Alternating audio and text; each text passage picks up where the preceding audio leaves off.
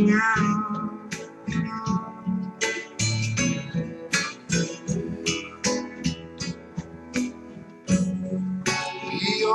the door, there's peace, I'm sure, and I know there'll be no more tears in heaven.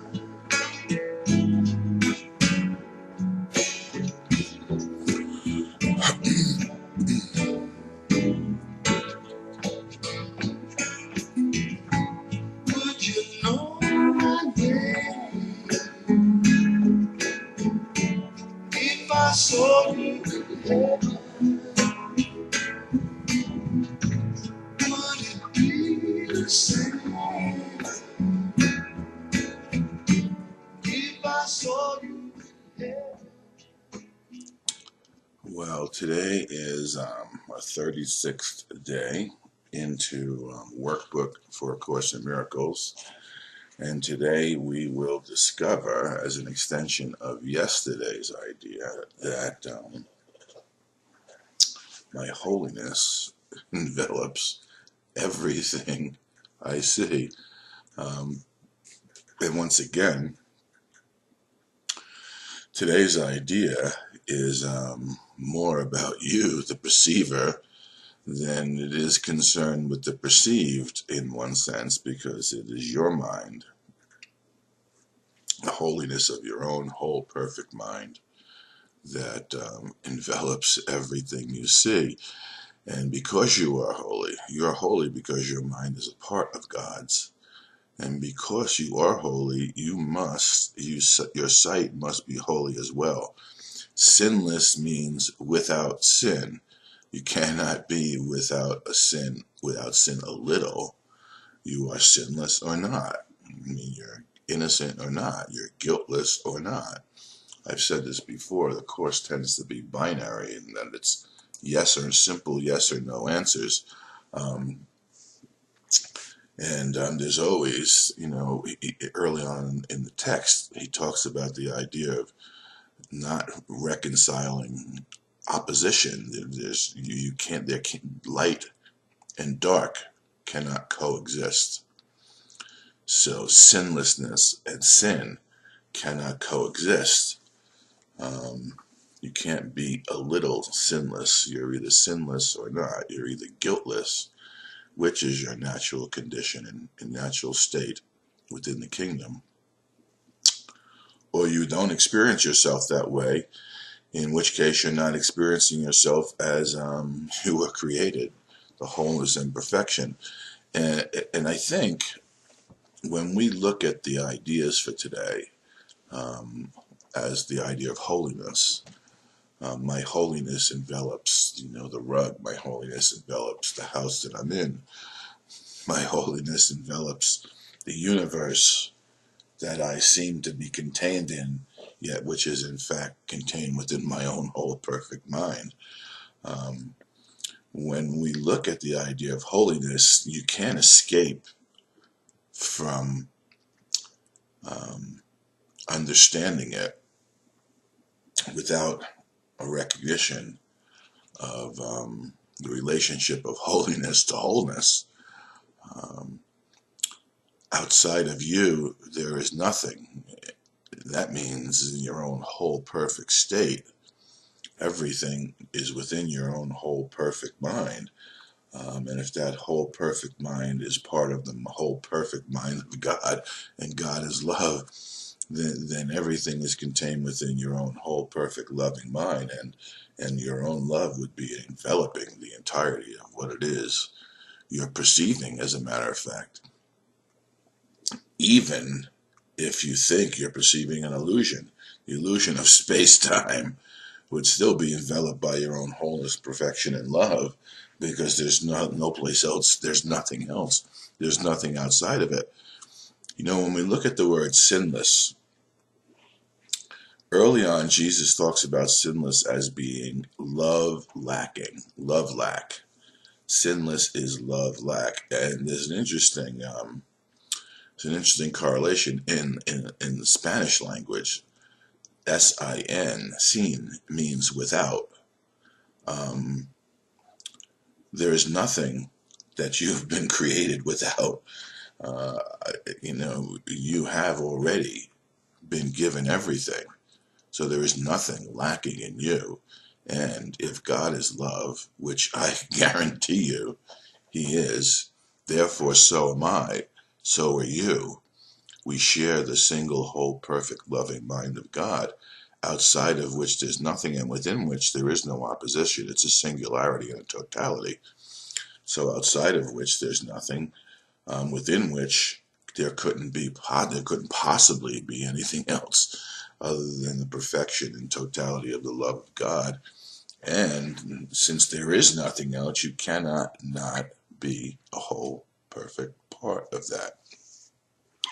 So if you're getting the idea, you begin to understand that your wholeness, your holiness, is what envelops everything you see, because your wholeness and the wholeness of the perfection of the kingdom is all there actually is. Then you would understand why your holiness envelops everything that you see, that I see, that we see. If your mind is part of God, you must be sinless, or a part of his mind would be sinful. Part of his mind would be without love, would be lacking of love. And since it's a totality, a singularity, and it is what love is, God is love, then there's no lack of love. There's no love lack in you, so there's no ability, there's no lack of love anywhere within the kingdom, and there's no love lacking within you. Your sight is related to his holiness, not to your ego, and therefore not to your body at all. Um, if you look at this correctly, if you're going to look at this with me, I want you to look at it correctly. It would be impossible for you to even be dreaming a dream in which love seemed to be lacking unless you were created by something. If that something is God and his reality is whole and perfect, and he is only love, then you must be that too. So even the ability to use your eyes, identify the body of eyes, identify the body's eyes, even your ability to use the body's eyes, the identity that you've made for yourself as an ego, must be because of the perfection and wholeness of your creation. So you must be something behind the illusion of what you're seeing. Otherwise, you wouldn't be able to even perceive an illusion around you, or come to understand who you are within you. That's why it says your sight is related to his holiness. Your ability to see at any level always relates back. Everything always relates back to the wholeness and perfection of your creator and the wholeness and perfection of your creation. One of the things that I've noticed in my own journey with the Course in Miracles and with Jesus as my tutor is the constant reassociation of everything we're thinking back to our true cause, so as to understand whether it's a true thought or a false thought, and the impossibility of a false thought existing within the kingdom. So the impossibility of a false thought being able to affect who I am, as I am created whole and perfect by the creative force that we've come to call God. So everything, sooner or later, everything is going to be associated with eternal life and the totality of reality, which is God creating, which is love. And nothing, by the time you're done, by the time you go through your own process of becoming a miracle worker and fulfilling your function within the plan for salvation, which will include your awakening to the recognition of the oneness of the Father and Son, there's going to be nothing left within your association of your mind that doesn't relate directly back to God, because your sight and everything about you is related to His holiness, and is the source of your own wholeness and perfection. It really gets pretty simple when you begin to remember and know who you are and stop believing the lies the ego tells you in order to maintain its existence and your existence as an establishment within space-time, and the need to maintain the establishments of space-time thinking there's something to sustain here. There's nothing to sustain here, and nothing is sustainable, and you may have noticed that because it's constantly changing and nothing lasts. That's the nature of the illusion, because it's in opposition to the reality, to eternal reality and infinite reality that is your whole perfect self. So I assure you, at some point in time, everything you think is going to relate back to the holiness and perfection of your Creator, because without the wholeness and perfection of your Creator extending you as whole and perfect, you would not even be able to dream a dream of death. And if you're like me, in the severe condition of being identified with the ego early on in my life, thinking became futile because everything I thought about ultimately got sick, died, and disappeared. You lose the things you love, and everything is related to death. Everything here dies. Everything that breathes there within the world of space and time seems to die. Nothing is permanent. Nothing lasts forever. However, within the kingdom, it is unlike that. And as you awaken to the recognition of who you truly are, as minds become one in your experience of being a miracle worker, as you discover that the only joy you ever experience is in doing the will of God, as these discoveries dawn on you, as you fulfill your function in the plan, you will begin to recognize that all roads lead to eternal life, and all roads on this path that you're on in your newfound occupation of being a miracle worker, all roads lead to eternal life and away from death. How does it go? Make no swear not to die, you holy son of God. You make a bargain that you cannot keep. Now you think you can keep it based on the nature of the illusion that you seem to be participating in, but I assure you it's an illusion, and at some point in time, each and every one of us, as it says further on, some see it on a point of death and rise up to teach it. Some come and go a little while until they make the discovery that death doesn't serve your purpose because it doesn't solve the problem that you're experiencing here in space and time, and that problem is separation. The only experience that will solve the problem is an experience of your own wholeness and perfection, wherein which eternal life is your natural heritage. So as we go along, you'll see how the transformation that takes place in you is the resurrection that's already occurred in our teacher, Jesus Christ, and we're living in that resurrection now. In our minds, all of the ideas in our mind, and all the paths we seem to have been on that were going to lead us to death before, each and every one of the paths that you're on will lead you to eternal life, because there is only eternal life. You don't lack love. You don't exist in a condition of sin. You don't exist without anything. You've been given everything. You don't exist in the world of space and time.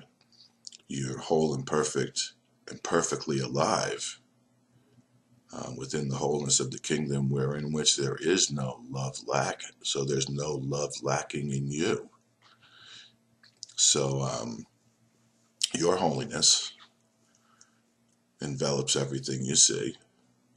And as you go about doing your lesson for today, as you look upon things that seem to cause you consternation or seem to cause you joy, which would be great when you begin to relate the experience of joy back to the truth of your own creation.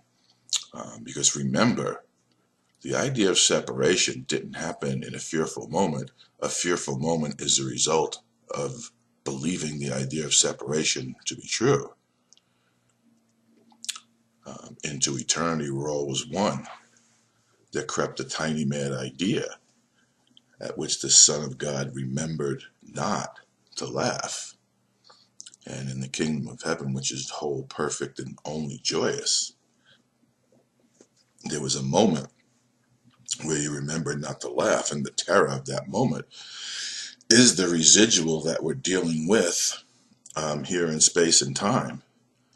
So when we begin to not only reassociate all of our love-lacking thoughts, but when we begin to understand that even the joy that we experience is because our cause is in the kingdom of heaven and joy itself, as we rise up in vibratory frequencies of energy, where joy becomes more and more consistent. The higher we rise, the greater the temptation is to lose track, to break the communication, to lose track of where our joy and perfection is coming from, because everything relates back to His holiness. So many of you have experienced getting so happy that you just lose your mind and then forget once again what happened and why you were so happy, and you feel embarrassment for a moment. That is, my friends, that is a mini episode that replicates the separation as it took place. And all of a sudden, you're so happy, you're wondering, oh my God, what am I so happy for? What are people going to think? That is what separation is, and that's how separation occurred. So, as we begin the reassociation of our hearts and our minds, as we begin to reassociate our ideas back to our true source, we're more than willing to allow what we think of as the more negative and horrific ideas to reassociate. But as you rise up, the harder it is to reassociate and remember that all joy is a function of fulfilling God's will, and you are God's will. So there is nothing separate from God's will. There was never a loss of your perfection. There was never a loss of your wholeness. There was never a moment when you actually sinned. There was a moment where you forgot communication was broken, and this is the restoration of true communication at the point where it was broken in your mind, but not within the kingdom. So today, as you do these lessons and you recognize your holiness is enveloping everything you see, remember, be ye perfect right here, right now, as God created you, because you are God's perfection and the extension of His love.